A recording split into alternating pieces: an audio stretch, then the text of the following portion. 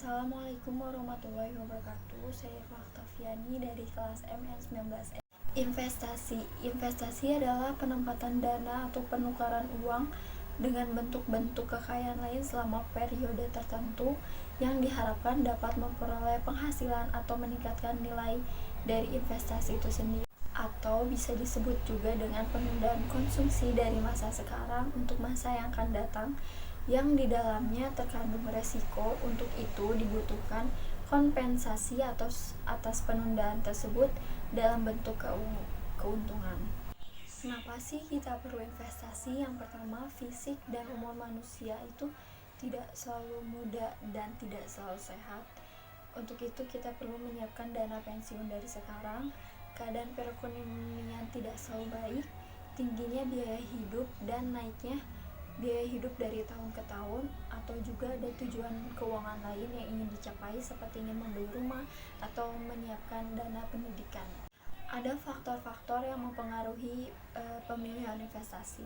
Yang pertama adalah usia, yang kedua adalah profil resiko atau sikap terhadap resiko, yang ketiga pajak, yang keempat likuiditas atau keamanan, yang kelima adalah situasi perekonomian internasional, yang keenam adalah situasi perekonomian nasional, yang ketujuh adalah situasi industri, yang kedelapan adalah sains dan teknologi, yang kesembilan dan terakhir adalah siklus dan tren. Selain ada keuntungannya, tentu saja investasi ada resikonya.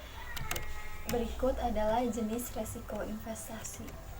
Yang pertama adalah resiko likuiditas, yaitu apakah investasi yang kita pilih dapat dijual dengan cepat atau tidak.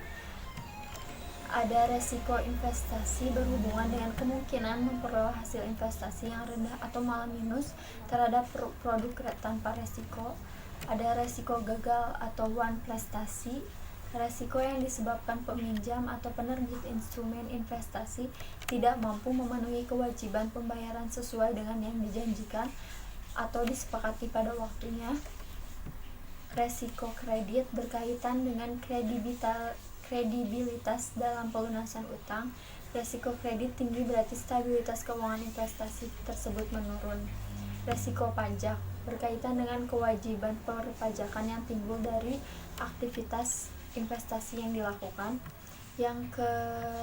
Ada juga resiko inflasi berkaitan dengan adanya potensi penurunan real nilai pokok investasi dan hasil investasi di masa depan.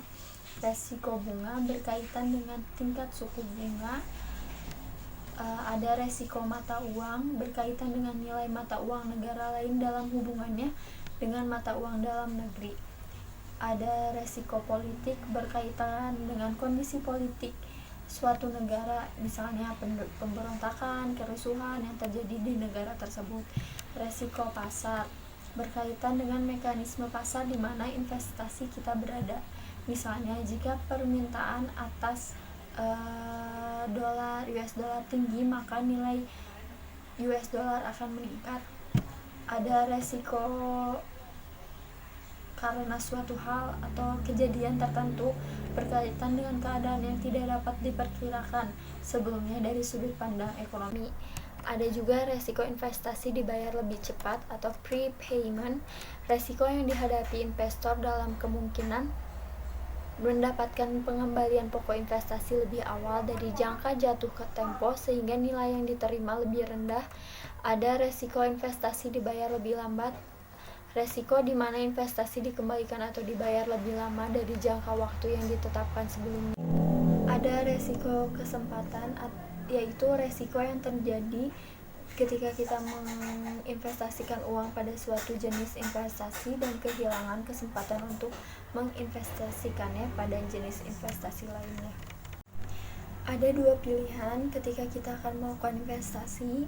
Yang pertama adalah investasi secara periodik atau melakukan investasi secara rutin, bisa disebut juga dikit-dikit menjadi bukit, sangat ampuh untuk mengejar target dana yang besar kelak. Yang kedua adalah investasi sekali saja, cukup memasukkan uang sekali saja ke dalam sebuah produk investasi, misalnya deposito diendapkan selama 10 tahun. Setiap tahun akan diperoleh bunga yang bisa ditambahkan ke uang pokok, kemudian didepositkan lagi sehingga bunganya makin lama makin besar, tapi selama itu kita tidak pernah menyentuhnya sampai selama 10 tahun. Setelah 10 tahun kita akan memiliki dana dalam jumlah yang sangat besar.